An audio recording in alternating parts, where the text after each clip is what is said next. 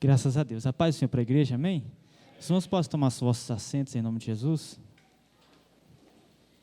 Graças ao Senhor. Irmãos, confesso que é um tema bem complicado para nós trabalharmos, né? Um tema bem polêmico também. Talvez vai ter muitas pessoas que possam ficar divididas de um lado ou de outro.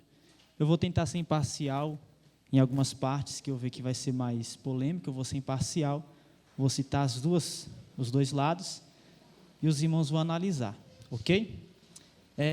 Para nós começarmos, antes eu gostaria de esclarecer algumas coisas, para que nós possamos fazer um estudo mais proveitoso.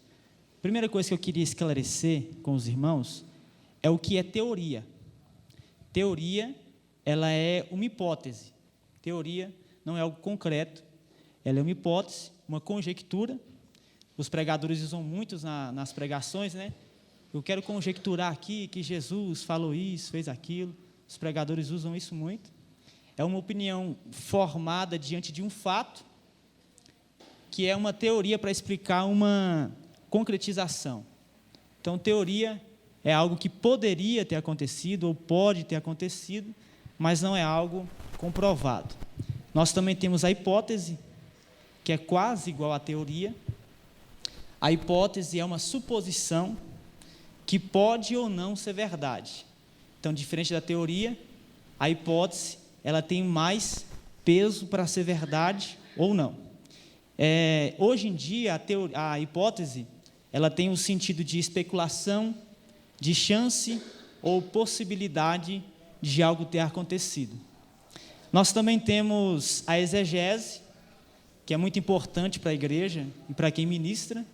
Exegese é a análise e interpretação explicada e detalhada do texto ou da palavra.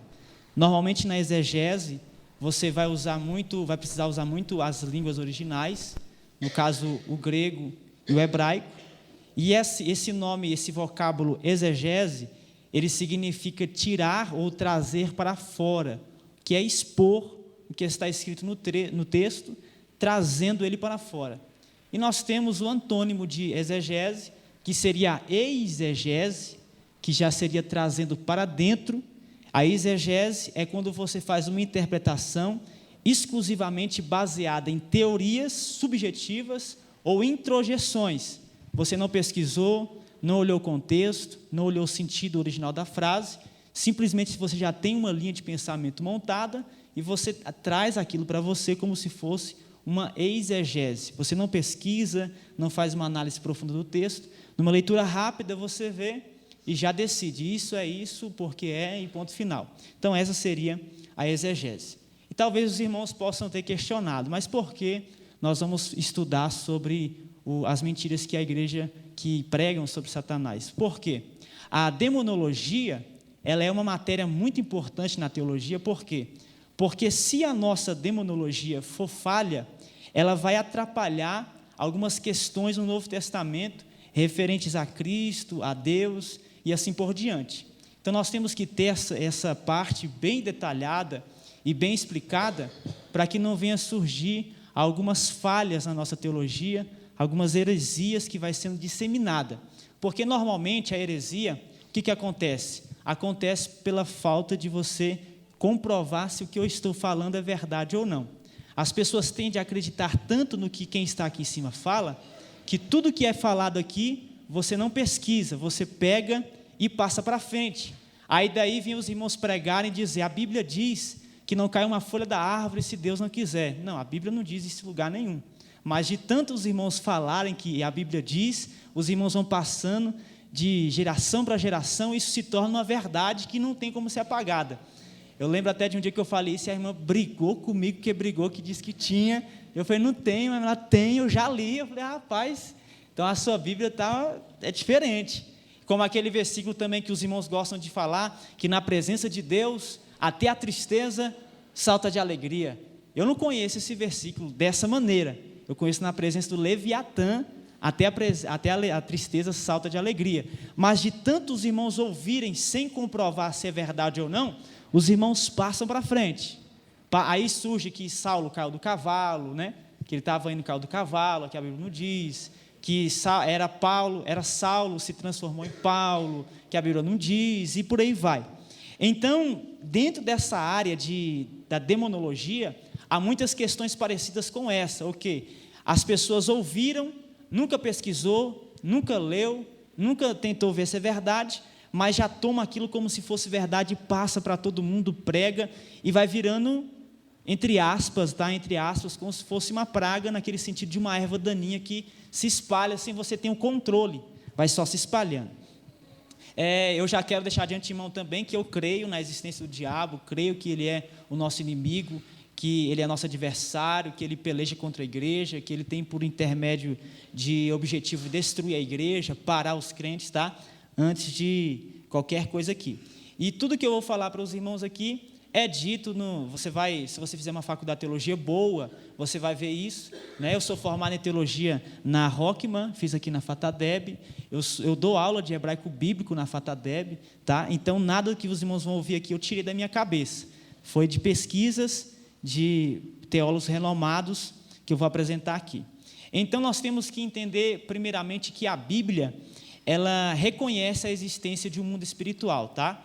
A Bíblia, ela tem essa noção de que existe um mundo espiritual. Só para você ter uma ideia, a palavra anjo, na sua forma singular, ela aparece mais de 210 vezes na Bíblia, só a palavra anjo. Nem sempre é para se referir a um ser celestial. Anjo também pode ser um porta-voz de Deus, um ser humano normal. Só no Antigo Testamento, essa palavra vai aparecer 107 vezes. E no Novo Testamento vai aparecer 103 vezes. Nós temos um dos pais da igreja, Dionísio, que ele do Areópago, o Areopagita, ele vai dividir os anjos em 3 classes. Ele vai colocar a primeira classe dos anjos, que são os anjos como se fossem superiores, como se fossem os tronos, os querubins e os serafins. A segunda classe de anjos seriam os domínios e os poderes. A terceira classe seriam os principados, os arcanjos e os anjos. Segundo Dionísio, os anjos da primeira classe, que seriam os tronos, os querubins e os serafins, eles estavam gozando de uma íntima e profunda comunhão com Deus.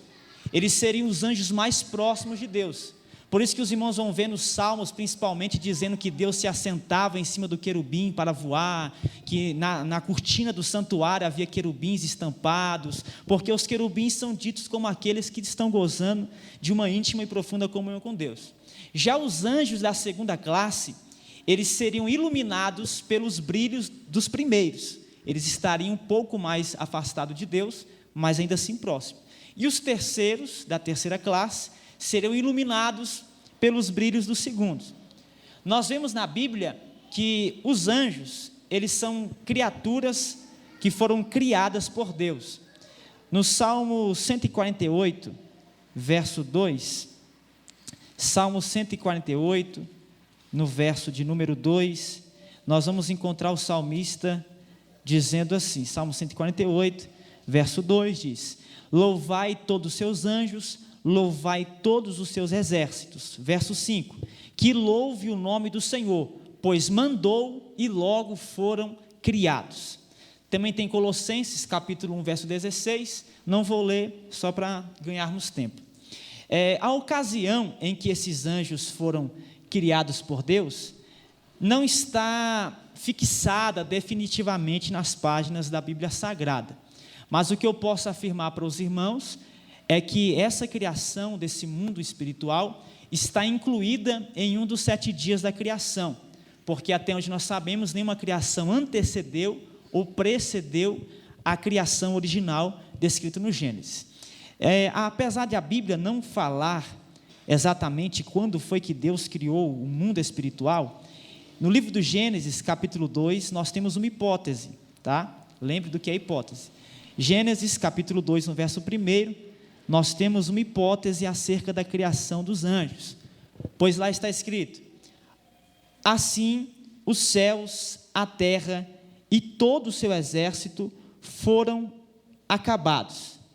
E então, muita discussão tem se criado em torno do que seria esse exército, que é discutido aqui no capítulo 2 de Gênesis, no verso 1.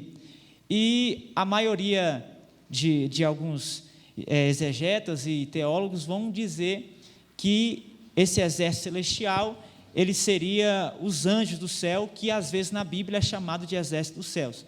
Nós vamos ter Louis Perkoff, Eurico Bergsten, alguns teólogos que vão pensar dessa maneira. E quando nós observamos passagens como Neemias, livro de Neemias, capítulo 9, no verso 6. Neemias, capítulo 9, no verso 6, a Bíblia diz: Tu és, Senhor, Tu fizeste os céus dos céus, e todo o exército e todo o seu exército, a terra e tudo que neles há, os mares e tudo que neles há, e Tu guardas em vida a todos, e o exército dos céus te adora. Nós também temos Lucas 2,13, eu não vou ler, onde diz que o exército dos céus apareceu louvando e exaltando ao nome do Senhor para anunciar o nascimento de Cristo.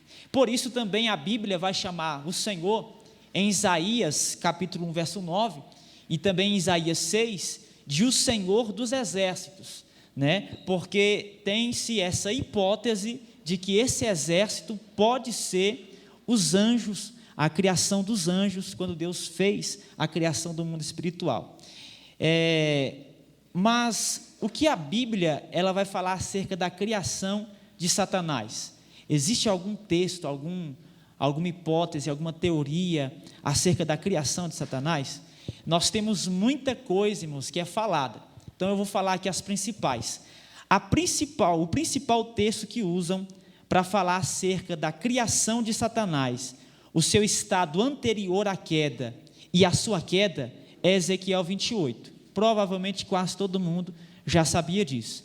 Mas Ezequiel 28 seria o texto que muitas pessoas vão usar como base para provar a origem de Satanás, a criação, o seu estado antes da queda e como ele caiu, o que aconteceu depois.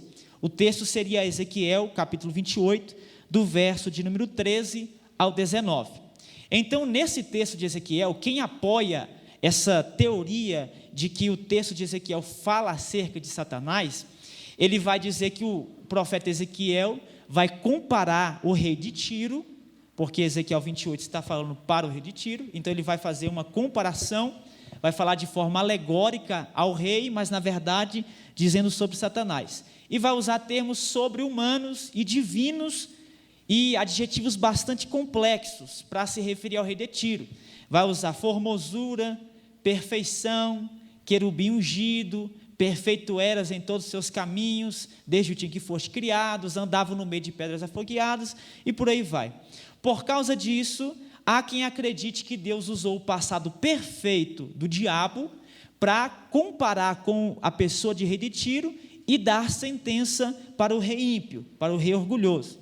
Seguindo essa linha de raciocínio que eu estou falando agora, as pessoas então tendem a levar o quê? Que o diabo ele era um querubim, além de ser querubim, ele era ungido, estava no Éden e por aí vai. Vão usar capítulo 28, verso 14, onde diz: Tu eras querubim ungido para proteger. Aí fala, isso aqui fala do diabo, então querubim ungido, o diabo antes de cair era um querubim e era ungido. Quem já ouviu isso aqui? Todos, né? O diabo era um querubim ungido antes de cair, tá. Antes de nós continuarmos, eu só quero abrir um parênteses para explicar para os irmãos o que era um querubim, tá? Esse vocábulo querubim, que carav, vem de carav no hebraico, que é queruv, no hebraico é querubim, vem de carav, que é cobrir, ou de carav, que é estar ao lado. Querubim tem a forma, parece que é no plural, mas na verdade é uma palavra que está no singular. E essa palavra queruv, ela vem de um vocábulo correlato do verbo acadiano, que significa louvar, bendizer ou adorar. Nós vemos que os querubins ele tem uma aparência diferente do que nós imaginamos, né? Normalmente as pessoas imaginam anjo da mesma forma, asa, um homem alado, né? Mais ou menos quase todos, e a auréola na cabeça, imagina anjo assim. Mas nós vemos que a aparência dos querubins ela vai diferenciar um pouco do que nós estamos acostumados. Usando a arqueologia, foi encontrado um par de querubins como apoio do trono do rei Irão, que foi datado cerca de 1200 a.C., e ele era uma criatura dotada de corpo de leão, com rosto humano e asas bem grandes, como aqueles que aparecem na entrada da Babilônia, onde tem vários querubins estampados, né? Que são as famosas esfinges também que tem no Egito, que são seres com corpo de leão, com o rosto de homem e com as asas bem avantajadas. Já na Bíblia nós vamos ter algumas informações acerca da aparência dos querubins. Eu não vou ler os versículos, mas os irmãos podem conferir, devem conferir depois.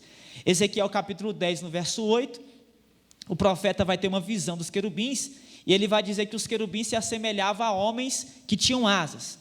Ezequiel capítulo 1, versos 6 e 10, vai dizer que esses seres tinham 4 rostos: rosto de leão, rosto de boi, rosto de águia e rosto de homem. Eles tinham 4 rostos. E Ezequiel 10, verso 11 e 12, diz que todo o seu corpo era coberto de olhos, todo o seu corpo. Ezequiel capítulo 1, verso 7, diz que os seus pés, a planta dos seus pés, eram como pés de uma bezerra, e eles brilhavam muito, como latão reluzente. Então nós vamos ver que os querubins têm uma aparência diferenciada. Os querubins, eles são os seres angelicais que estão mais próximos de Deus, são os seres, segundo Dionísio, que estão na primeira classe, e eles vão aparecer em vários lugares, no templo, no véu que separava os santos dos santos dos santos, e em cima da tampa da arca, que era o propiciatório, vai aparecer os querubins em vários lugares. Quem observa que esse texto de Ezequiel 28 faz menção a Satanás, ele vai frisar mais ou menos isso aqui. Ele vai dizer que esse texto não pode ser em referência ao rei de Tiro, porque no verso 13 do capítulo 28, o profeta diz que ele estava no Éden. No verso 13 ainda diz que ele estava coberto de pedras preciosas. Verso 14 diz que ele andava no meio de pedras afogueadas. Verso 17 fala que o seu coração foi elevado. Verso 16 diz que Deus vai o lançar fora profanado. E verso 17 diz que ele era um ser belo, portanto as pessoas vão dizer que antes o diabo era uma pessoa muito bela. Vai dizer também no texto que os tambores foram criados junto com ele, o que vai levar muitas pessoas a falar que o diabo era músico, regente no céu, por causa desse versículo, e vai trazer muitos indícios que vão parecer que Deus não estava falando com o rei, mas estava falando de Satanás. Entender essa parte, né? Agora vamos ao contra-argumento. Quem pensa ao contrário disso, vai falar o quê? O contra-argumento vai dizer que esses argumentos, eles vão ser refutados, e essas afirmações vão ser expostas por alguns exegetas, e vão mostrar incongruências textuais, exegéticas, na hermenêutica, histórica, para se ver Ezequiel nesse texto. Primeira incongruência que tem, se você olhar Ezequiel 28 e falar que é Satanás aqui. Primeira incongruência. Seguindo a terceira regra da hermenêutica, que é que todo texto deve ser analisado e estudado observando o seu contexto, que são os versículos ou capítulos que o precedem ou antecedem. Então você nunca pega um texto ali, Jesus chorou, e pega e só olha Jesus chorou e sai falando. Você tem que abrir mais a visão e ver o que fala antes, nos versículos, nos capítulos e depois. Lembrando que a Bíblia, antigamente, né, quando nós vemos a Bíblia, o exemplo na época de Cristo, eu falo Bíblia, mas a Taná, na época de Cristo, ela não tinha capítulo, não tinha versículo. Isso foi posterior à história da igreja. Primeiro adicionaram os capítulos, se eu não estou enganado, foi Stephen Longton que adicionou os capítulos, e depois adicionaram os versículos, simplesmente por divisões, para ficar mais fácil de achar, mas originalmente não tem capítulo e não tem versículo, tá? Não tem, originalmente não tem. Então você tem que pegar o texto e olhar os capítulos ou versículos que antecedem e precedem. Tem um ditado popular que diz que texto sem contexto vira pretexto, que é o famoso texto isolado. Você está usando o texto isolado, não é? Quem já não ouviu isso numa pregação, num debate? Famoso texto isolado. Então, a primeira coisa que eu quero fazer com os irmãos é que os irmãos me acompanhem, vai estudando junto comigo. Vamos analisar o contexto de Ezequiel 28. Vamos abrir bem a visão. Capítulo 26 de Ezequiel vai falar acerca da grandeza da cidade de Tiro, do orgulho e de sua queda. Capítulo 26 fala da grandeza da cidade, o seu orgulho e queda. Vamos fechando um pouco. Capítulo 27 vai falar da grandeza das embarcações de Tiro, do comércio e da sua queda. Vamos fechar um pouco mais. Capítulo 28 fala da lamentação sobre Tiro e a sua queda. Primeiro ponto, seguindo a hermenêutica, nós vemos que o texto de Ezequiel tem uma estrutura. Ele começa falando da cidade, começa depois a falar das embarcações no capítulo 27, capítulo 28 ele termina falando de Tiro, e depois fala Sidom, que era uma cidade irmã de Tiro. Segundo ponto, Ezequiel capítulo 28, no verso de número 2, eu vou ler. Filho do homem, diz ao príncipe de Tiro, assim diz o Senhor Jeová, visto que elevasse o seu coração e dizeis, eu sou Deus, sobre a cadeira de Deus me assento no meio dos mares, sendo tu homem, não Deus, e tu estimas no seu coração como se o fora Deus.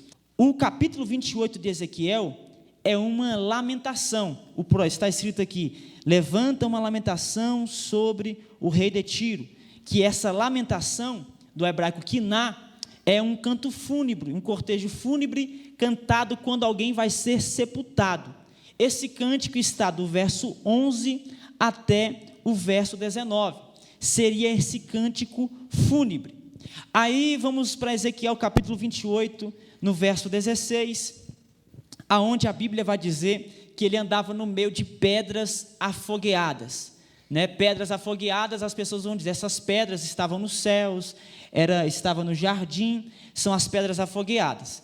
Só que, se você olhar historicamente, do hebraico Avne Esh, que seria pedras de fogo, isso é explicado na história da conquista de Tiro, por meio do rei Nabucodonosor, que está relatado, inclusive, no capítulo 26 do profeta Ezequiel. Essa conquista teria demorado 13 anos para acontecer. E quando Nabucodonosor conquista a cidade, a primeira coisa que ele vai fazer vai ser mandar queimar todo o solo para que ele ficasse improdutivo, e a cidade de Tiro provavelmente foi incendiada por Etbaal II ou Etbaal III. Quando nós vemos também a expressão que está no capítulo 28, que fala assim, te farei perecer, que está entre o verso 18, pela multidão das iniquidades, pela injustiça do comércio, profanaste o santuário, pois fiz sair um fogo do meio de ti, que te consumiu, te tornei em cinza sobre a face da terra. E também o 16, que vai falar, pelo que te lançarei profanado fora do monte de Deus, e te farei perecer, ó querubim ungido. A palavra perecer aqui no original é avad, e avad significa deixar de existir, acabar ou destruir. A própria palavra perecer no português já tem esse sentido de pereceu, acabou, não existe mais. Então, nós olhamos que isso fala acerca do rei de Tiro, que pereceu, ou seja, ele morreu, e o capítulo, verso do 11 até o 19, seria o cântico fúnebre, e vai falar inclusive do enterro do rei de Tiro, que seria o verso 18, que vai falar que saiu um fogo diante dele, consumiu e se tornou cinza sobre a terra, diante dos olhos que todos estavam vendo.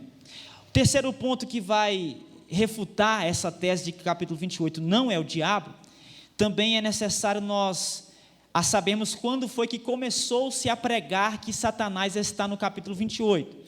Começou com Orígenes. Orígenes foi um dos pais da igreja, ele era um cristão, e ele vai iniciar a escola de interpretação alegórica da Bíblia, em Alexandria, no 2º e 3º século, e aonde ele vai até mesmo ligar Lucas 10:18 com esse texto de Ezequiel.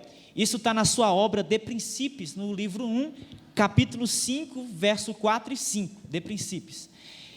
Para Orígenes, a escritura tinha 3 sentidos: o literal, o moral ou espiritual e o alegórico. São esses 3 sentidos que tinha a Bíblia. E Orígenes entendia que nós sempre tínhamos que ver na Bíblia o sentido mais oculto, o sentido mais espiritual, o que fez com que muitos textos do Antigo Testamento